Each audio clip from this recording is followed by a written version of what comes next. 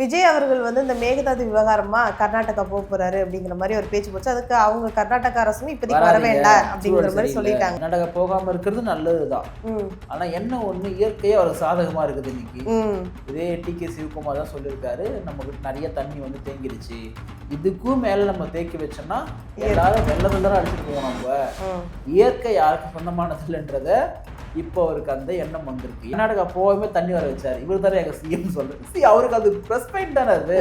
So அது ஒரு plus பாயிண்டாக தான் அமைஞ்சிருக்கு. பட் கர்நாடகா வந்து என்னன்னா, ரெண்டாவது எனக்கு வந்து ஒரு விஷயத்தில் மாற்று கருத்து உண்டு. ஏன்னா புரட்சியர் அம்பேத்கர் வந்து சொல்லக்கூடியதான் என்னன்னா, இந்த நதிகள் எல்லாம் தேசியமயமாக்கப்படணும் அப்படின்னு சொல்லிட்டு புரட்சியர் அம்பேத்கர் வந்து சொல்லியிருக்காரு. ஏன்னு கேட்டா, விஜய் அவர்கள் மகன் வந்து சமீபத்தில் ஒரு பேட்டி கொடுத்திருந்தப்போ, எனக்கும் என் தங்கச்சிக்கும் இப்பதான் கொஞ்சம் பொறுப்புகள், எனக்கும் என் தங்கச்சி என் குடும்பத்தார்களுக்கு இப்பதான் கொஞ்சம் பொறுப்புகள் அதிகரிச்சிருக்கு அப்படிங்கிற மாதிரி சொன்னா. ஏற்கனவே விஜய் அவர்கள் ஃபேமிலியோட இல்லை, பசங்களோட இல்லை அப்படிங்கிற மாதிரி ஒரு சலசலப்பு இருந்ததுல இப்போ வந்து இவங்க இப்படி ஓப்பன் டாக்கு சொல்லியிருக்கிறது வந்து ஒரு ரசிகர்கள் மத்தியிலையும் சரி, அரசியல் வட்டாரங்களே ஒரு நல்ல பார்வை இருக்குது. எப்படி பார்க்குறீங்க? தன்னுடைய மகனுக்கு என்ன செய்யணுமோ அதை ஒரு தந்தையா அவர் சரியா செஞ்சுட்டு இருந்திருக்காருன்றத அவங்க பையனே சொல்றாரு, நம்ம சொல்லல. எங்க அப்பா எங்களை சரியா வழிநடத்திருக்காரு, எங்க அப்பா தான் பார்த்துட்டு இருந்திருக்காரு, எங்க அப்பா தான் வந்து எங்களுக்கான ஒரு என்ன சொல்றது, அவருடைய சினிமா கேரியர் முதற்கொண்டு படிச்சது, அவங்க தங்கச்சி வெளிநாட்டில் படிக்கிறாங்கன்னு சொல்றாங்க, எல்லாத்துக்குமே ஒரு தந்தையா அவர் கடமை செஞ்சிருக்காரு. உதயநிதி என்ன பண்ணாரு, சட்டமன்றத்துல வெளியே வந்து என்ன பேசினார் அவரு, எங்க அப்பா இங்க இல்ல விட்டுருங்க, ஒரு இடத்துல செங்கல்பட்டு நீதிமன்றத்துல வந்து அப்பாவையும் கணவனையும் தேடுறாங்கன்னு சொல்லிட்டு உதயநிதி சொல்றாரு. இதெல்லாம் எவ்வளவு தரங்கற்ற ஒரு நோக்கி மிக கடுமையான முறையில் கிட்டத்தட்ட அவங்கள மிரட்டி அந்த வீடியோவினுடைய பகுதியை நீக்க செஞ்ச வச்சு மன்னிப்பு கேட்க வச்சிருக்காங்க. பரிதாபங்கள் கோபி சுதாகர். திமுக ஆட்சியில இல்லை, ஆட்சியில இல்லாம இப்படி பண்றாங்கன்னா இந்த திமுக இப்ப ஆட்சியில இருந்தா என்ன பண்ணிருக்கோம் நீங்க பாருங்க. நீங்க ஒருத்தரை வந்து உருவகேலி பண்றது தப்புமா, நான் அதை எப்பவுமே ஆதரிக்க மாட்டேன். ஒருத்தர் உருவகேலி பண்றதோ இல்லை ஒருத்தருக்கு வந்து பேசக்கூடிய போது திக்கி பேசுவாங்க, அப்படி பேசுறத வந்து கொச்சையா பேச தப்பு. அது வந்து ஒரு நாளும் அனுமதிக்க முடியாது. உருவகேலியோ பேசுகிற மொழியோ அனுமதிக்க முடியாது. ஆனால் நீங்கள் பேசுகிற ஸ்லாங்லாம் இருக்குல்ல, அதெல்லாம் ஒன்று வந்து அது இத்தனைக்கும் பரிதாபங்கள் என்ன வந்து அவங்க என்ன வந்து பொலிட்டிக்கல் அவங்க என்ன செய்தி சேனல்லாம் அவங்க ஒரு ஃபன்னாக ஒரு விஷயத்தை வந்து பேசக்கூடியவங்க, நிறைய சோஷியல் அவேர்னஸை பேசியிருக்கக்கூடிய ஒருத்தவங்க தான். இப்போ விஜய் அவருடைய கவர்மெண்ட்டுக்கும் விஜய் சித்துக்கும் ஒரு பிரச்சனையை வந்து ஏற்படுத்தி தான் இது. இப்போ என்ன பண்ணுவாங்க டிவிக்காரங்க, ஏய் நீங்கள் வந்து ஜாலியாக வீடியோ போகிறீங்கன்னு பார்த்தா நீ தலைவன் ஆச்சே, நீ தளபதி ஆச்சே, நீ வந்து கிரிட்டிசைஸ் பண்ணுறியா சொல்லிட்டு பாவம் அவங்க ஏதோ ஜாலியாக போயிட்டு இருக்காங்க, அவ்வளோ லட்சம் பேர் பார்க்குறாங்க, ஏதோ ஒரு திறமைன்றதே அவங்க போயிட்டு இருக்காங்க, அவங்கள கூப்பிட்டு வந்து பிரச்சனையை வந்து புகுத்தி விடுறது பாரு. அங்கேயும் திமுக தான் பிரச்சனை, இங்கேயும் திமுக தான் பிரச்சனை. வணக்கம் சார். வணக்கம். விஜய் அவர்கள் வந்து இந்த மேகதாது விவகாரமா கர்நாடகா போக போறாரு அப்படிங்கிற மாதிரி ஒரு பேச்சு போச்சு. அதுக்கு அவங்க கர்நாடக அரசும் இப்போதைக்கு வர வேண்டாம் அப்படிங்கிற மாதிரி சொல்லிட்டாங்க. அதுக்கு ஸ்டாலின் அவர்கள் சொல்லியிருக்காரு, கர்நாடகா வரக்கூடாதுன்னு கதவு பூட்டிருச்சு அப்படிங்கிற மாதிரி ஒரு விமர்சனத்தை வச்சிருக்காரு. கர்நாடகா வரக்கூடாதுன்னா ஒரு ஸ்டேட்டுடைய சிஎம் வந்து இன்னொரு ஸ்டேட்டுக்கு போறாருன்னா பாதுகாப்பு மிக முக்கியமானது. ஏன்னா ஒரு சின்ன நிகழ்வு நடந்துச்சுன்னா கூட மிகப்பெரிய ஒரு 2 ஸ்டேட்டுக்கு எதிரான பிரச்சனையாக வந்து மாறிடும். ஸோ அதெல்லாம் வந்து அவர் கர்நாடகா போகாமல் இருக்கிறது நல்லது தான். ஆனால் என்ன ஒன்று, இயற்கையே அவருக்கு சாதகமாக இருக்குது. இன்னைக்கு இதே டிகே சிவகுமார் தான் சொல்லியிருக்காரு, நம்மக்கிட்ட நிறைய தண்ணி வந்து தேங்கிடுச்சு, இதுக்கும் மேலே நம்ம தேக்கி வச்சோம்னா எல்லாரும் வெள்ளத்தில் தானே அடிச்சுட்டு போவோம். நம்ம இயற்கை யாருக்கு சொந்தமானது இல்லைன்றத இப்போ அவருக்கு அந்த எண்ணம் வந்திருக்கு. ஏன்னு கேட்டால் பட்டாதான் தெரியுன்னுவாங்க, சரிங்களா? நீங்கள் என்ன பண்ணுவீங்க, தண்ணி வந்து தேக்கி என்ன பண்ண போறீங்க, அதை நீங்கள் ஒன்று ஆனால் உடஞ்சிரும். ஆனால் இதுக்கு முன்னாடி இந்த முடிவுக்கு காரணம் என்ன? இல்ல இது எல்லாருக்குமே கண்டிப்பா தெரியும், தண்ணி தேங்குச்சுன்னா பிரச்சனை ஆகும். இப்ப கிடையாது, பல நேரங்கள்ல இதே கர்நாடக அரசு நம்ம கிட்ட சொல்லாமே தந்து விட்டுருக்காங்க. நம்ம வந்து பயிர்கள் பல நாசமாவும் ஆயிருக்குது, தண்ணி திடீர்னு வந்து நாசமாவும் பயிர்கள்லாம் ஆயிருக்குது. அதனால் கர்நாடக கவர்மெண்ட்டை பொறுத்த வரைக்கும் பார்த்தீங்கன்னா வந்து இதெல்லாம் சும்மா இயற்கை வந்து யாரும் இதெல்லாம் வந்து கதை அச்சு வருது. ஏன் உங்களுக்கு எத்தனை முறை வந்து காவேரி மேலாண்மை தீர்ப்பாயத்தினுடைய தீர்ப்புகள் இருக்கு, உச்சநீதிமன்ற தீர்ப்புகள் இருக்கு, எந்த தீர்ப்புக்கும் மதிக்க மாட்டாங்க இவங்க. இப்போ தண்ணி ஓவர் ஆயிடுச்சுன்னு திறந்து வரணும்னு சொல்றாங்க. அதனால வந்து திருப்பி விஜய் தான் ஸ்கோர் பண்றாரு. உங்களுக்கு பார்த்தீங்களா, எங்க சிஎம் வந்து கர்நாடகா போகாம தண்ணி வர வச்சாரு, இவர் தானே எங்க சிஎம் சொல்றது. அவருக்கு அது ப்ளஸ் பாயிண்ட் தானே அது.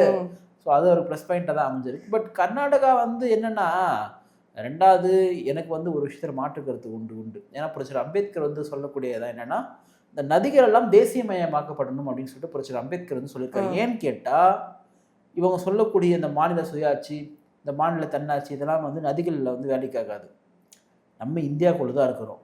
நம்ம இந்தியாவுடைய குடிமகன்கள் தான். ம் தமிழ்நாட்டுக்கு என்று தனியாக குடிமகன்கள்லாம் ஒன்றும் கிடையாது. இந்தியா என்கின்ற அந்த சென்ட்ரல் கவர்மெண்ட் தான் அதிகமான பவர் வந்து இருக்குது. ஸ்டேட் கவர்மெண்ட்லாம் அதிகமான பவர் வந்து கிடையாது. நீங்கள் தன்னாட்சி மாநிலாட்சிலாம் எல்லாமே பேசினா கூட ரியாலிட்டி என்னவோ கான்ஸ்டியூஷன் என்ன சொல்லுதோ அதுதான் நம்ம பேச முடியும். என்னன்னா நதிகள் தேசியமயமாக்கப்பட வேண்டும் அப்படின்றது புரட்சியாளர் அம்பேத்கரோட மிக முக்கியமான ஒரு நோக்கமாக இருந்துச்சு. ரஜினிகாந்த் அவர்கள் அரசியலுக்கு வரும்போது அவர் சொன்ன ஒரு வார்த்தை என்னன்னா, அவரும் சொன்னார், நான் ஆட்சிக்கு வந்தால் இந்த நதிகள்லாம் தேசியமயமாக்குறதுக்கான வேலையை நான் பண்ணுவேன். அது ரொம்ப சூப்பரான விஷயம். ஏன்னு கேட்டால் அப்போ தான் நீங்கள் வந்து பதுக்கி வைக்க முடியாது. இப்போது நீங்கள் நீர் என்பது மலை மேலே தான் உருவாகும், நம்ம கீழே இருக்கிறோம், இங்கே வந்து நீர் வந்து டக்குன்னு உருவாகாது. அப்போ எங்கேருந்து உருவாகி வருதோ அப்படி தான் வந்து நீர் வந்து வரும். நம்ம வந்து என்ன பண்ணுறோம், வர தண்ணியை கூட என்ன பண்ணுறோன்னா அதை வந்து கழிவுநீர் தண்ணியாக மாற்றி சாக்கடையாக்கி. ரெண்டாவது நம்ம ஒன்றும் தண்ணிக்கு போயிட்டு யார்கிட்டையும் நிற்க வேண்டிய அவசியம் வந்து இல்லை தான். ஆனால் நம்மக்கிட்ட ஒழுங்கான அணைகள் இல்லை. நம்ம தண்ணியை நம்ம வந்து பாதுகாக்காத வரை மற்றவங்க கூட போய் நிற்கணும். இந்த மாதிரி நம்மளை அவமானப்படுத்தி அசிங்கப்படுத்தி அப்புறம் அவங்களே திறந்து விட்டுருவாங்க. ஸோ இந்த நதிகள் எல்லாம் தேசியமயமாக்கப்பட வேண்டும். அதுக்கு சென்ட்ரல் கவர்மெண்ட் ஒரு முழுமையான ஒரு அதிகாரமுள்ள அமைப்பு ஏற்படுத்தி அந்த பவர் அவங்க கிட்ட எடுக்கணும். தமிழ்நாட்டுக்கும் அதான் பொருந்தும். இப்போ தமிழ்நாடும் தண்ணி தரமாட்டேன், நம்ம எங்கே தண்ணி தருது, நம்ம தான் எல்லா கண்ணியும் வாங்கினுக்கிறோம். அந்த பக்கம் இந்த முல்லை பெரியாறு, இந்த பக்கம் இந்த கர்நாடகா, அந்த பக்கம் இந்த ஆந்திரா சொல்லிட்டு நம்ம வாங்கினுக்கிறோம். அதாவது மற்ற ஸ்டேட்டில் நம்மளை கிண்டல் பண்ணுறாங்க. என்னென்னா, நாங்கள் ஏன் தண்ணி தர மாட்டோம்னா, தமிழ்நாடுக்கு தண்ணி கொடுத்தா அவங்களுக்கு ஒழுங்காக பராமரிக்க தெரியல, குத்த தண்ணியை வந்து பீச்சில் விட்டுறாங்க, ஐ மீன் கடலில் விட்டுறாங்க அப்படின்னு சொல்கிறாங்க. அது உண்மைதான், அதை நான் இல்லைல்லாம் சொல்ல. வர தண்ணீரை நம்ம கடலில் விடுறோம். எவ்வளோ மழை பெய்யுது, எவ்வளோ தண்ணி நாசமாக போகுது, ஏன் சேர்த்து வைக்க தண்ணி? இப்போ நம்மக்கிட்ட ஒரு குறை இருக்குது, அதை நம்ம வந்து ஏற்றுக்காத வர மற்றவங்க நம்மளை இழிவுபடுத்துவாங்க. இப்போ இதுவுமே அசைவு தானே நமக்கு. அவங்க இப்போ சிஎம்முடைய போஸ்டர்லாம், ஜனநாயகன் பட போஸ்டர்லாம் கிழிச்சாங்க. அவங்கெல்லாம் மிக தீவிரமான அவங்களுடைய இனப்பற்றாளர்கள். அவங்க நமக்கு வேணா அவங்க தீவிரம் இருக்குதா இல்லைன்னு தெரியல எனக்கு. அவங்க ரொம்ப மோசமான தண்ணி தர மாதிரி போய் இப்போ அவங்களே தராங்க பாருங்க. பட் தந்துருவாங்க தான். பட் இவ்வளோ மோசமாக பண்ணி நம்ம இவ்வளோ போராட்டம் பண்ணி எல்லாமே பண்ணதுக்கு அப்புறம் நான் இயற்கைக்கு வழிவிடுறேன் அப்படின்னு சொன்னால் அது ஏற்படுதில்லை. பட் தப்பு நம்ம மேலே இருக்குன்ற தப்பு தமிழ்நாடு மேலே இருக்குது. அதை அவங்க சரி பண்ணணும். பட் விஜய் அதை பண்ணுவார்னு நம்ம நம்புகிறோம். விஜய் அவர்கள் மகன் வந்து சமீபத்தில் ஒரு பேட்டி கொடுத்திருந்தப்போ, எனக்கும் என் தங்கச்சிக்கும் இப்போதான் கொஞ்சம் பொறுப்புகள், எனக்கும் என் தங்கச்சி என் குடும்பத்தார்களுக்கு இப்போதான் கொஞ்சம் பொறுப்புகள் அதிகரிச்சிருக்கு அப்படிங்கிற மாதிரி சொன்னா. ஏற்கனவே விஜய் அவர்களுக்கு ஃபேமிலியோட இல்லை, பசங்களோட இல்லை அப்படிங்கிற மாதிரி ஒரு சலசலப்பு இருந்ததுல இப்போ வந்து இவங்க இப்படி ஓப்பன் டாக்க சொல்லியிருக்கிறது வந்து ஒரு ரசிகர்கள் மத்தியிலையும் சரி, அரசியல் வட்டாரங்களே ஒரு நல்ல பார்வை இருக்கு. இது எப்படி பாக்குறீங்க? இல்லை, உள்ளபடியே இப்போ எனக்கே வந்து அந்த பேட்டி பார்க்கும்பொழுது, இப்போ நமக்கு ஒன்றும் அந்த கட்சி கிடையாது, எனக்கு ஒன்றும் அவங்க மேலே தனிப்பட்ட அன்புல இருந்தும் கிடையாது. ஆனால் பேட்டி பார்க்கும்பொழுது வந்து ஒரு மகன் அப்பாவுடைய பாசம் என்பது தெரியுது, அந்த பிணைப்புன்றது தெரியுது. ஒரு முதலமைச்சருடைய குடும்பம் அப்படின்றப்போ அது பொது வெளியில் வந்து விவாதிக்கப்படும். எப்பவுமே உங்களுக்கு பொது வாழ்க்கையில் இருக்கக்கூடியவங்களுக்கு தனிப்பட்ட வாழ்க்கை என்று ஒன்று இருந்தாலுமே கூட அந்த தனிப்பட்ட வாழ்க்கையும் பொது வாழ்க்கை பொது இடத்தை விவாதிக்கப்படும். அதை நீங்கள் தடுக்க முடியாது. பர்சனல் பான்ஸ் சொல்லவே முடியாது. பொது வாழ்க்கையில் கூட இதுவரை அவர் விஜய் அவரை வந்து ஃபேமிலியை வச்சுதான் ரொம்ப பேர் விமர்சனம் பண்ணாங்க. அந்த விமர்சனத்துக்குலாம் ஒரு முற்றுப்புள்ளியாவே அவர் வச்சிருக்காரு. நிச்சயமா உண்மைதானே அது. என்னன்னா, இப்போ என்னதான் ஒரு உச்ச நடிகராக இருந்தாலும் எனக்கு சிஎம்மா இருந்தாலும் அவர் வந்து ஒரு மகனுடைய தந்தை. தன்னுடைய மகனுக்கு என்ன செய்யணுமோ அதை ஒரு தந்தையா அவர் சரியா செஞ்சுட்டு இருந்திருக்காருன்றத அவங்க பையனே சொல்றாரு, நம்ம சொல்லல. எங்க அப்பா எங்களை சரியா வழிநடத்திருக்காரு, எங்க அப்பா தான் பார்த்துட்டு இருந்திருக்காரு, எங்க அப்பா தான் வந்து எங்களுக்கான ஒரு என்ன சொல்றது, அவருடைய சினிமா கேரியர் முதற்கொண்டு அவர் படிச்சது, அவங்க தங்கச்சி இன்னைக்கு வெளிநாட்டில் படிக்கிறாங்கன்னு சொல்றாங்க. எல்லாத்துக்குமே ஒரு தந்தையா அவர் கடமை செஞ்சிருக்காரு. கணவனுக்கும் மனைவிக்கும் பார்த்தீங்கன்னா சில கருத்து வேறுபாடு இது எல்லார் வீட்லையும் இருக்கிறது. நான் சொல்றது ரொம்ப ஏழ்மையா இருக்கக்கூடிய வீட்டில இருந்து ரொம்ப சொஃபிஸ்டிக்காக வாழக்கூடிய ஹைஜெனிக்காக இருக்கக்கூடிய சொல்லுவாங்க ஹை சொசைட்டியில் இருக்கக்கூடிய அவங்க வரைக்கும் பார்த்தீங்கன்னா இந்த கணவன் மனைவிக்கு உண்டான பிரச்சனை இருக்கும் தான். அது எல்லார் வீட்லையும் இருக்கும். ஏதோ ஒரு சில வீட்டில் வந்து இல்லாத மாதிரி காட்டிப்பாங்க. நான் வந்து முழுசாக இல்லைனா இங்கே சொல்ல மாட்டேன், 100% வந்து நேர்மையாக சொல்ல மாட்டேன். என்ன ஒன்று செலிபிரிட்டின்றதால விவாதிக்கப்படுது. இன்னைக்கு நீதிமன்றத்தில் நீங்கள் அதிகமான வழக்குகள் எந்த நீதிமன்றத்துக்கு வருதுன்னா விவாகரத்து குடும்ப நீதிமன்றத்துக்கு தான் வருது, விவாகரத்து வழக்கு தான் வருது. எல்லா விவாகரத்து வழக்கு டிவியில் போட்டு வரோம், செலிபிரிட்டியாக இருந்தால் டிவியில் போடுவோம். இப்போ ஜெயம் ரவி, தனுஷ், இவங்க அவங்கன்னு சொல்லிட்டு டிவியில் போடுறோம். என்ன காரணம்னு கேட்டால் இஸ் எ செலிபிரிட்டி. இப்போ விஜய் அவர்கள் செலிபிரிட்டியாக இருக்கிறதுனால அது விவாதிக்கப்படுது. ஆனால் அதை கூட திமுக என்ன பண்ணுச்சு, அயோக்கியத்தனமா ஒரு சின்ன பையனை வச்சு. சின்ன பையனை விடுங்க. நீங்க உதயநிதி என்ன பண்ணாரு சட்டமன்றத்துல, வெளியே வந்து என்ன பேசினாரு அவரு, எங்க அப்பா இங்க இல்ல விட்டுருங்க, ஒரு இடத்துல செங்கல்பட்டு நீதிமன்றத்துல வந்து அப்பாவையும் கணவனையும் தேடுறாங்கன்னு சொல்லிட்டு உதயநிதி சொல்றாரு. இதெல்லாம் எவ்வளவு தரங்கற்ற ஒரு விமர்சனம், ரொம்ப மோசமான. அது வந்து ஒரு மூன்றாம் தரத்து ஒருத்தவங்க பேசலாம், மேடையில் ஏறி பேசுறாங்களாமா இவன்னு சொல்லிட்டு பேசுறாங்க, அவங்க பேசலாம். ஒரு பொறுப்புள்ள எதிர்க்கட்சி தலைவர் இப்படி பேசக்கூடாது.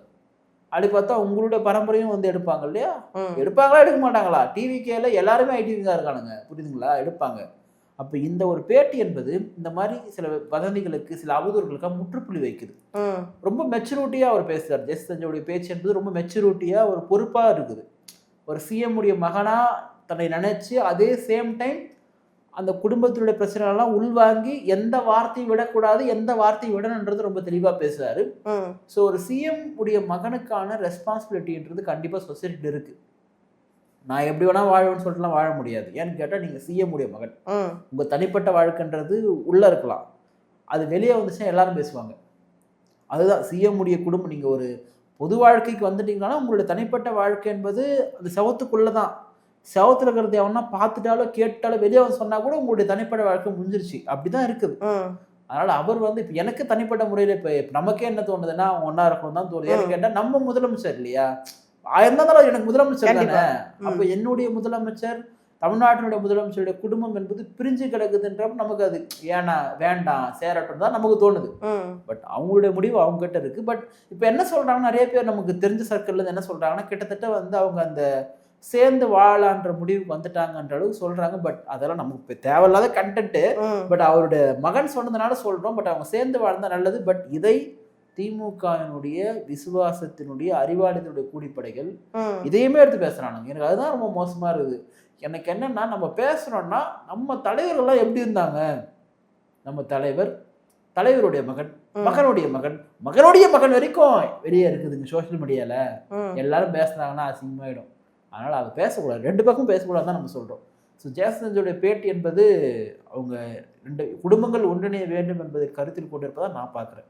இப்போ சமீபத்தில் தான் முதல்வர் விஜய் அவர்களை வந்து தரக்குறவா பேசினாங்கன்னு சொல்லிட்டு திமுக ஒரு எம்எல்ஏ வந்து மார்க்கண்டையன் வந்து ஜெயிலுக்கு அனுப்பப்பட்டாரு. அந்த வகையில் அவங்க மகன் வந்து எங்கள் அப்பாவை எதுக்கு இது பண்ணீங்கன்னு சொல்லிட்டு அதில் விஜய் அவர்களுமே எடுத்திருக்காங்க, நீங்கள் தான் உங்கள் பிள்ளையோட இல்லை, நான் எங்கள் அப்பாவோட இருக்கேன் அப்படிங்கிற மாதிரி சொல்லியிருந்தாரு. ஆனால் இதை வந்து இப்போ சமீபத்தில் பரிதாபங்கள் கோபி சுதாகர் அவர்கள் வந்து ஏதோ போன போக்கில் குட்டியாக ஒரு காமெடி மாதிரி அதையும் பண்ணியிருந்திருக்காங்க. அதுக்கு வந்து திமுக பக்கத்துல இருந்து அதிகமான எதிர்ப்பு. இது எப்படி டிஆர்பி ராஜா பேசியிருந்தாருல, என்ன பேசினார் டிஆர்பி ராஜா? என்ன பேசியிருந்தாருன்னா, இது நான் இதை எதிர்பார்க்க கிடையாது, ஒருத்தவங்க குமுறலை வந்து நீங்க வந்து ஒரு ஃபன்னா பேசுறீங்க, உங்களோட பெரிய தீவிர ரசிகர் தான் நான் அப்படிங்கிற மாதிரி இணைய ஊப்பிகளும் பரிதாபங்களை நோக்கி, குறிப்பா கோபி சுதாகர் நோக்கி மிக கடுமையான முறையில கிட்டத்தட்ட அவங்கள மிரட்டி அந்த வீடியோவினுடைய பகுதியை நீக்க செஞ்ச வச்சு மன்னிப்பு கேட்க வச்சிருக்காங்க. பரிதாபங்கள் கோபி சுதாகரை, திமுகவை. இது மிக மோசமான கருத்துரிமைக்கு எதிரான ஒரு செயல். திமுக ஆட்சியில இல்லை, ஆட்சியில இல்லாம இப்படி பண்றாங்கன்னா இந்த திமுக இப்ப ஆட்சியில் இருந்தா என்ன பண்ணிருக்கோம் நீங்க பாருங்க. நீங்க அந்த வீடியோவை நான் பார்த்தேன். அதுல போற போக்குல வந்து கிண்டல் பண்றாங்க. அது வந்து ஒரு நகைச்சுவை தான், சரிங்களா? 2வது பரிதாபங்கள் முன்னாடியே மெட்ராஸ் சென்ட்ரல் வச்சிருந்தாங்க. அதெல்லாம் நீங்க பார்த்துருப்பீங்கன்னு தெரியல, நான் பார்த்துருக்கேன். அதெல்லாம் அவங்க தமிழ்நாட்டினுடைய எல்லா அரசியல் தலைவர்களையுமே நக்கல் நையாண்டி பண்ணிருக்காங்க. அந்த எலெக்ஷன் டைம்லலாம் எல்லாரும் ஒரு ஃபன். அது அண்ணன் திருமாவளவனை பண்ணிருக்காங்க, ஐயா வைகோவை பண்ணிருக்காங்க, அக்கா தமிழிசை அவர்களை பண்ணிருக்காங்க, விஜயகாந்த் அவர்களை பண்ணிருக்காங்க, சீமான் அவர்களை பண்ணிருக்காங்க, அன்பு பண்ணி எல்லாருமே பண்ணிருக்காங்க. அவங்க பண்ணாத தலைவரே தமிழ்நாட்டில் வந்து இல்லை. அது வந்து ஒரு ஃபன்னா மக்களுக்கு வந்து ஒரு ஃபன் பண்ணக்கூடிய விஷயம் பண்ணக்கூடிய இதுல இப்போ சில திமுகவினுடைய விசுவாசிகள், அறிவாலயத்தினுடைய இணையதள கூலிப்படைகள்லாம் ரொம்ப கடுமையான முறையில் இழிவான வார்த்தைகளை பயன்படுத்தி கோபி சுதாகரை ரொம்ப கொச்சையாலாம் பேசின வீடியோவை நான் பார்த்தேன். நான் என்ன சொல்கிறேன், இப்போ நீங்கள் அவ்வளோ பேசுகிறீங்க இல்லையா, மார்கண்டியனுடைய மகன் வந்து ஒன்றும் சின்ன பையன்லாம் கிடையாது. நீங்கள் உங்கள் அப்பாவை கைது பண்ணால் அதை நீங்கள் கண்டிங்க, அதை எச்சரித்து பேசுங்க, வாட்டர் தான் நீங்கள் பேசிட்டு போங்க. நீங்கள் என்ன சொல்கிறீங்கன்னா, உங்களுக்கு தான் உங்கள் மகன் மேலே வந்து அக்கறை இல்லை, உங்கள் மகன் தான் உங்க கூட இல்லை, எனக்கு எங்கள் அப்பா முக்கியம்னு சொன்னால் ஒருத்தருடைய பர்சனல் வாழ்க்கை எடுத்து பேசுகிற அளவுக்கு கொச்சையான மனநிலை கொண்ட ஒரு நபருக்கு வக்காலத்து வாங்கக்கூடியவங்களும் என்ன சொல்கிறது? அது என்ன பேச்சு? அப்படி பார்த்தா நம்ம வந்து திமுகவுடைய தலைவர் குடும்பத்தை பற்றி பேசலாமா, அதிமுக பற்றி பேசலாமா, பாமக பற்றி பேசலாமா, சீமானனை பற்றி பேசலாமா? எல்லாருக்குமே ஒன்று இருக்குது. ஆனால் அதை வந்து பொதுவெளியில் பேசுறது அயோக்கியத்தனம், அசிங்கம். ஒருத்தருடைய தனிப்பட்ட வாழ்க்கை எந்த தலைவராக இருந்தாலும் சரி, அவங்கள பற்றி தனிப்பட்ட வாழ்க்கை எடுத்து நீங்கள் பொதுவெளியில் பேசுகிறீங்கன்னா அது வந்து அசிங்கம், அதை வந்து பேசக்கூடாது. இதை யார் கையில் எடுப்பாங்கன்னா, விமர்சனங்களை விமர்சன ரீதியாக எதிர்கொள்ள முடியாதவர்கள், கோழைகள் தான் என்ன பண்ணுவாங்கன்னா தனிப்பட்ட வாழ்க்கை எடுப்பாங்க. நீ இப்படி நீ அப்படி சொல்லிட்டு. அப்போ அப்படி பேசின ஒரு நபர் தான் இந்த மார்க்கண்டேயனுடைய மகன். அவர் பேர் கூட டக்குன்னு தெரியல எனக்கு அந்த அளவுக்கு. ரெண்டாவது, அவர் பேசின மொழி என்ன, எல்லாருக்கும் நான் பிடிக்கிற மொழியா புரிஞ்ச மொழியா பேசினாலும் அது வந்து ஒரு கோவத்துல ஆத்திரத்துல அப்படி பேசினா அப்பா மேல இருக்கிற பாசத்துல அப்படி இங்கிலீஷ் தமிழ் மாற்றி மாற்றி பேசுவியா என்ன நீ? அதை பார்த்தா சிரிக்கிற மாதிரி தான் சிரிப்பா, கிண்டல் தான் பண்ணுவாங்க. ஒருத்தரை வந்து உருவகேலி பண்ணுறது தப்புமா, நான் அதை எப்பவுமே ஆதரிக்க மாட்டேன். ஒருத்தர் உருவகேலி பண்ணுறதோ இல்லை ஒருத்தருக்கு வந்து பேசக்கூடிய போது திக்கி பேசுவாங்கல்ல, அப்படி பேசுறத வந்து கொச்சையா பேச தப்பு. அது வந்து ஒரு நாளும் அனுமதிக்க முடியாது. உருவகேலியோ பேசுகிற மொழியோ அனுமதிக்க முடியாது. ஆனால் நீங்கள் பேசுகிற ஸ்லாங்லாம் இருக்குல்ல, அதெல்லாம் ஒன்றும் வந்து கிண்டல். அது இத்தனைக்கும் பரிதாபங்கள் என்ன வந்து அவங்க என்ன வந்து பொலிட்டிக்கல் அவங்க என்ன செய்தி சேனல்லாம் அவங்க ஒரு ஃபன்னாக ஒரு விஷயத்தை வந்து பேசக்கூடியவங்க, நிறைய சோஷியல் அவேர்னஸை பேசிருக்கக்கூடிய ஒருத்தவங்க தான். சமுதாயத்தில் பலதரப்பட்ட மத்தியில் அவங்க 2 பேருக்கு ஒரு நல்ல மதிப்பு இருக்கு. இவங்க வந்து ஒரு சோஷியல் இஷ்யூவை ஃபன்னாக பேசக்கூடியவங்க சொல்லிட்டு, இதில் வந்து ஆடி மாத பாவங்களில் தான் அது வருது, அந்த பரிதாபங்களில் தான் அந்த விஷயங்கள் வந்து வருது. அது சின்ன ஒரு கான்செப்டாக பண்ணியிருக்காங்க. அதுக்குள்ளே திமுக வந்து ஐயோ இப்படின்னு சொல்லி குதிச்சா, நீங்கள் பேசாதான். நான் இன்னொன்று சொல்கிறேன், இதெல்லாம் ஒரு பேச்சே கிடையாது. சட்டமன்றத்தில் திரு கருணாநிதி அவர்கள் பேசின பேச்சையும் திரு அண்ணாதுரை அவர்கள் பேசின பேச்சையும் ஒரு வீட்டில் ஒரு அப்பாவும் பொண்ணும் பேசிக்க முடியாது. இதுக்கு மேலே என்ன சொல்ல முடியல. இவ்வளோ நீங்கள் பேசியிருக்கீங்க சட்டமன்றத்தில், எங்கே உங்கள் வீட்டில் கிடையாது, சட்டமன்றத்தில் நீங்கள் பேசினது. அப்போ இதெல்லாம் விடவா மோசமான பேச்சு? அப்போது திமுக பவரில் வந்து இல்லைன்னா கூட அவங்க கிட்ட இருக்கிற ஆட்களை வச்சு இப்படி மிரட்டுறாங்க உருட்டுறாங்கன்னா, இவங்க பவரில் இருந்தால் மக்களுக்கு என்ன நடக்கும் அப்படின்றத நம்ம கண்டிப்பாக சிந்திச்சு வந்து பார்க்கணும். இப்போ இதை தொடர்ந்து வந்து அவங்களுமே மன்னிப்பு கேட்டுட்டு வேற அந்த வீடியோவை கட் பண்ணி விட்டுருக்காங்க, டெலீட் பண்ணியிருக்காங்களே. இல்லை, அவங்க என்னவா பண்ண முடியும்? அவங்க வந்து 2 பேரும் ஒரு இண்டிவிஜுவல் பர்சன். அவங்க ஒன்றும் வந்து ஒரு பவரான ஒருத்தவங்க கிடையாது, பவர் இல்லாத பர்சன் தான் அவங்க வந்து அந்த வீடியோ தான் பல லட்சம் பேர் வந்து பார்க்க முடியுங்களே தவிர அவங்க வந்து நான் திமுக எதிர்க்க முடியும், இல்லை திமுக அனுப்பக்கூடிய ஆட்களை எதிர்க்க முடியுமா? அவங்க அப்படிதான் வந்து அடிப்பணிஞ்சிருக்காங்க. பட் அவங்க அப்படி பண்ணிருக்க வேண்டான்றது என்னுடைய ஒரு விஷயம். ஏன்னா உங்களை என்ன பண்ண, நீங்க சட்டத்தையே சந்திக்கலாம் இல்லையா? எனக்கு தெரிஞ்ச என்னன்னா, எதுக்கு தேவையில்லாத ஒரு வழக்கு, எதுக்கு தேவையில்லாத ஒன்று, நம்ம வந்து நம்ம வேலை பண்ணிட்டு போறோம். பட் அவங்க சைட்ல இருந்து யோசிக்கணும். இப்போ அவங்க வந்து 2 பேரும் ஒரு தனிப்பட்ட மனிதர்கள், ஒரு சாதாரணவங்க தான். அவங்க வந்து ஏன் நம்ம ஒரு கட்சிக்கு எதிராக நம்மளை மிரட்டுற மாதிரி வச்சதான் நம்ம ஏன் அதை கொண்டு போனதும் அவங்க வந்து முடிவு பண்ணக்கூடிய. பட் இதையும் தாண்டி ஸ்ட்ரகிள் பண்ணுறதுனா ஸ்ட்ரகிள் பண்ணலாம். பட் அவங்க அந்த திருப்பதி லட்டு மேட்ருக்கே வந்து பின்வாங்கினாங்க மீன்ஸ் என்னன்னா, வேறு வழி இல்லை. அது வந்து ஒரு ரிலீஜன் சார்ந்து, ஒரு கடவுள் நம்பிக்கை சார்ந்து அப்படிலாம் போயிடுச்சு அது. ஸோ அதுலேருந்து அவங்க எடுத்தாங்க. அதே மாதிரி தான் வந்து இப்போ இதையுமே வந்து கட் பண்ணியிருக்காங்க. அதனால் வந்து அவங்க பின்வாங்கியிருக்க வேண்டாம். இப்போ என்னை போன ஆண்டர்லாம் பின்வாங்க மாட்டேன், என்ன பண்ணிக்கிறேன், நான் ஒரு அட்வொகேட், எனக்கு எல்லாம் தெரியும், நான் பார்த்துக்கிறேன்னு சொல்லிட்டு. பட் அவங்க வந்து அப்படி இருக்க முடியாது இல்லையா? ஸோ எனக்கு என்னன்னா, திமுகவுடைய அச்சுறுத்தல், ஒருத்தவங்களுடைய கருத்துரிமையை போய் நீ தலையிட்டு மூக்கணும் வச்சு நீ அவங்கள பயன்படுத்தி நீ மன்னிப்பு கேட்க வைக்கிறேன்னா, இதுதான் மிகப்பெரிய ஒரு பாசிசம் இது. இப்போ அதை விட இன்னொன்று என்னன்னா, விஜி சித்து விளாக்ஸ் இருக்குல்ல, விஜி சித்து அவர்கள் வந்து அது சமீபத்தில் போட்ட ஒரு வீடியோவில் என்ன போட்டிருக்காருன்னா, சும்மா அவர் போகல, டே இந்த வட்டம் கரண்ட் பில் அதிகமாகிடுச்சுடா, கிட்டத்தட்ட 62,000 வந்துருச்சுடா, அடுத்த மாதம் அதிகமாக வந்துடக்கூடாது, கரண்ட் எல்லாம் ஆஃப் பண்ணி, லைட்டு ஃபேன் எல்லாம் ஆஃப் பண்ணிடுங்கன்னு சொல்லிட்டு அவங்க ஆஃபீஸில் உள்ள நபர்கள்ட்ட ஒரு நார்மலாக தான் ஒரு விஷயத்த சொல்லியிருக்காரு. ஆனால் இதை டிஎம்கே பக்கத்துலேருந்து எப்படி கொண்டு வந்துட்டாங்கன்னா, இந்த கரண்ட் பில் அதிகமாக, ஏற்கனவே கரண்ட் பில் அதிகமாக இருக்குது, கரண்ட் கட் ஆகுதுன்னு சொல்லிட்டு தமிழகத்தில் ஒரு பிரச்சனை அது போய்கிட்டு இருக்கு இல்லையா? இப்போ ஸ்டாலின் அவர்கள் வந்து சொல்லிட்டாங்க கரண்ட் பில் அதிகமாக இருக்குன்னு ஒரு பிரபலமே சொல்லியிருக்காரு அப்படிங்கிற மாதிரி மென்ஷன் பண்ணி திமுகவுடைய ஐடி விங் அந்த பகுதி எடுத்து போட்டிருக்காங்க. அதை வந்து ரீட்வீட் பண்ணியிருக்காரு. பார்த்தீங்களா இப்போ யார் இன்ஸ்டா இன்ஃப்ளூயன்சராக மாறிக்கிறதுன்னு சொல்லிட்டு. ஒரு பக்கம் என்னன்னா வந்து பிரதமர் மோடி அவர்கள் முழுக்க இன்ஸ்டாகிராமில் டெய்லி வீடியோ ஒன்று போட்டுருக்காரு, டியர் ஃப்ரெண்ட்ஸ் சொல்லிட்டு வந்துட்டாரு. இப்போ இவர் என்ன பண்ணுறாருன்னா, ஒரு யூடியூபர்ஸ் வந்து ப்ராப்ளமாக போடக்கூடியது எடுத்து நீங்கள் ஆளுங்கட்சியை வந்து கேள்வி கேட்குறீங்க. இதில் என்ன சிக்கல்னா, இப்போ கோபி சுதாகர் இப்படி ஒரு சிக்கல் வந்துச்சா, இப்போ விஜய் அவருடைய கவர்மெண்ட்டுக்கும் விஜய் சித்துக்கும் ஒரு பிரச்சனையை வந்து ஏற்படுத்து தான் இது. இப்போ என்ன பண்ணுவாங்க டிவிக்காரங்க, நீங்கள் வந்து ஜாலியாக வீடியோ போகிறீங்கன்னு பார்த்தா, நீ தலைமை ஆச்சே, நீ தளபதி ஆச்சே, நீ வந்து கிரிட்டிசைஸ் பண்றியா சொல்லிட்டு பாவம் அவங்க ஏதோ ஜாலியாக போயிட்டு இருக்காங்க, அவ்வளோ லட்சம் பேர் பார்க்குறாங்க, ஏதோ ஒரு திறமைன்றதே அவங்க போயிட்டு இருக்காங்க. அவங்கள கூப்பிட்டு வந்து பிரச்சனையை வந்து பூத்தி விடுறது.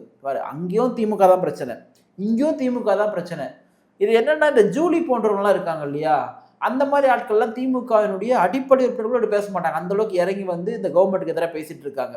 திமுக எங்க இறங்கி வந்தது பாருங்க. திமுகவுடைய பேச்சாளர்கள்லாம் பார்த்தீங்கன்னா, நான்லாம் வந்து நாவலர் நெடுஞ்செழியன், அப்புறம் வந்து இவர் பேராசிரியர் அன்பழகன், இப்படியெல்லாம் இருந்தவங்க ஒரு வரலாறு தான். அண்ணாதுரை அவர்கள், கருணாநிதி அவர்கள், ஈவன் இப்ப இருக்கக்கூடிய சில பேச்சாளர்கள் அங்கிருந்து இன்னைக்கு ஜூலி, விஜய் சித்து, பரிதாங்கல் கோபி இங்க வந்து நின்று இருக்காங்க. திமுகவினுடைய அந்த ஒரு தரம் சொல்லுவாங்க இல்லையா, அது எங்க இறங்கிருக்குன்னு பாருங்க. இது மிகப்பெரிய ஒரு அச்சுறுத்தல் தான். ஒரு பக்கம் பரிதாபல் கோப்பை மிரட்டிட்டீங்க, மறுபக்கம் என்ன பண்ணீங்கன்னா விஜய் சித்து வந்து செவனண்ட் இருக்கிறவரே இழுத்து டிவிகே கவர்மெண்ட்டுக்கு ஆப்போசிட்டா பண்ண வைக்கக்கூடிய ஒரு வேலை. இதெல்லாம் ஒரு எதிர்கட்சி பண்ணணும். இவ்வளோ நீங்க விஜய் அவருடைய ஆட்சியில கரண்ட் பில் அதிகமா இருக்கா? ஆமா, எனக்கே அதிகமா, எங்க ஊர்லயே எனக்கு அதிகமா இருக்குது, சரிங்களா? எனக்கே அது ஒன்றும் புரியல, எப்படி ஒரு அதிகமா இருக்கு அப்படின்றது. அதை ஒரு எதிர்கட்சி கண்டிப்பா கேட்கணும். அதை வந்து சரியா கேட்கணும். ஆர்ப்பாட்டம் பண்ணு, போராட்டம் பண்ணு. நமக்குன்னே இருக்கு சென்னையில் பல இடங்கள், நீங்க கண்டிச்சு கூட்டம் போடுங்க, நீங்க ஆர்ப்பாட்டம் பண்ணுங்க, கேள்வி கேளுங்க, அதில் தப்பு கிடையாது. மின் கட்டணம்லாம் வந்து உயர்த்தினா வந்து அதை வாயை முன்னு போடணும்லாம் கிடையாது, கேள்வி கேளுங்க. ஆனால் நீங்க வந்து என்ன பண்ணீங்கன்னா சிண்டு முடிஞ்சு வருது, என்ன சொல்லுவாங்க இல்லையா, மூட்டி விட்டு போறது சொல்லிட்டு, அந்த வேலையை திமுக பண்றது தான் மிக மோசமா இருக்கு. தொடர்ந்து இப்படி ஒரு பிரபலமா இருக்கிற முகங்களை வந்து இப்படி சிண்டு மூட்டி விடுறதுக்கு என்ன காரணம் இருக்கு? இதுக்கு வேற தாங்கிட்ட யாரும் ஆள் இல்லை. இப்போ அண்ணன் சீமானை வந்து பொது வேட்பாளராக அறிவிக்க போது திமுக ஒரு பேச்சு வந்துச்சு இல்லையா, அதுவுமே கிட்டத்தட்ட வந்து என்னன்னா வந்து திமுக சீமான் அண்ணன் சட்டமன்றத்தில் இருக்கிறத விரும்புறாங்க. என்னன்னா வந்து இவங்களால சமாளிக்க முடியல. மீன்ஸ் என்னன்னா வந்து திமுகவில் யாருக்குமே ஒன்றும் தெரியல நான் சொல்ல மாட்டேன். ஆனால் உதயநிதி அவர்கள் முன்னாடி இருக்காரு, மற்றவங்கலாம் பின்னாடி இருக்கிறாங்க. அப்போ விஜய் என்கின்ற ஒருவரை எதிர்கொள்வதற்கு இவங்க கிட்ட வந்து போதுமான அளவு வந்து சொல்லுவாங்களே, அதுக்கான கேப்பபிள் கெப்பாசிட்டி வந்து இல்லை, எதிர்கொள்ள முடியக்கூடிய ஆற்றல் வந்து இல்லை. இப்போ சீமான் அண்ணன் நல்லா பேசக்கூடியவர். அப்ப சீமான் உள்ள இறக்கி விட்டா கொஞ்சம் சட்டமன்றம் வந்து களை கட்டும்ன்றது திமுகவுடைய பார்வை.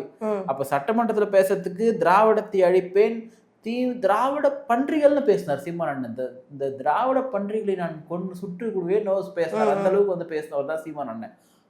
பேராசிரியை வச்சா நான் வந்து உடைப்புன்னு சொன்னவர். இப்ப அவரெல்லாம் உங்களுக்கு வந்து என்ன ஆயிட்டாரு, நண்பர் ஆயிட்டாரு. பொது வேட்பாளர் திமுக வேட்பாளராக வந்து ஆதரிக்கிற அளவுக்கு திமுக வந்து மைண்ட் செட்டுக்கு வந்துருச்சு. அப்ப நீங்க கேட்ட கொஸ்டின்ல அவர் ஏன்னா, யார் எப்படி இருந்தாலும் பரவாயில்ல, இப்போ எங்களுக்கு தேவைன்னா விஜய் வந்து எதிர்க்கணும். அப்போ என்ன பண்ணுவாங்க, அடுத்த பார்லிமெண்ட் எலெக்ஷன் என்ன பண்ணுவாங்க, நாங்க அதிமுக பாஜக 3 பேர் கூட்டணி, விசிகா டிவிகே காங்கிரஸ் கூட்டணி, வாங்க மோதி பார்க்கலான்றது தான் அடுத்த திமுக.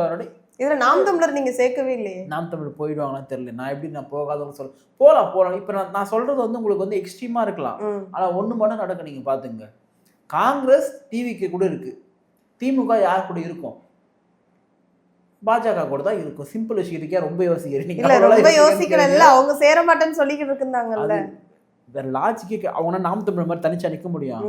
எங்க நாம் தமிழர் வந்து அவங்க சென்ட்ரல் மினிஸ்டர் ஆகணும்னு சொல்லிட்டு தனித்து நிக்கப்படும் அப்படின்னு சொல்லிட்டு ஸ்டாலின் சொல்லியிருந்தாருல ஆவேச பேச்சுக்கு அப்புறம். அவர் ஆவேச பேச்சு. இப்ப இவர் சொல்லையா, யாரோ ஒருத்தர் டிகேஎஸ் இளங்கோவனும் யாரோ ஒருத்தவங்க சொல்லிடுறாங்க என்னன்னா வந்து எங்க இவர் வந்து அமைச்சர் ஆகுவாரு, யாரு திருச்சி சிவா வந்து அமைச்சர் ஆகுவாருன்ற மாதிரி சொல்லியிருந்தாரு. யாரோட அமைச்சர் ஆவீங்க நீங்க?